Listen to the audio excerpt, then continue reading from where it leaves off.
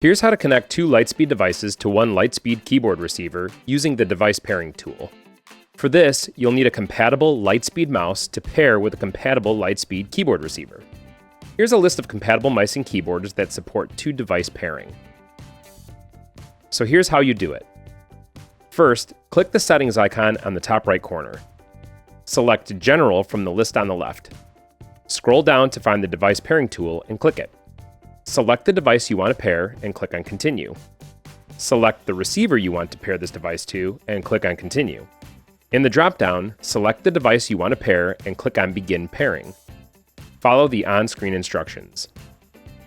If you want to unpair a device from the receiver, here's how you do it. Click the settings icon in the top right corner.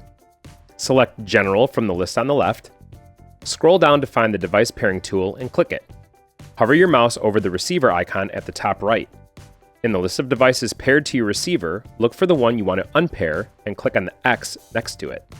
Click on Unpair to confirm.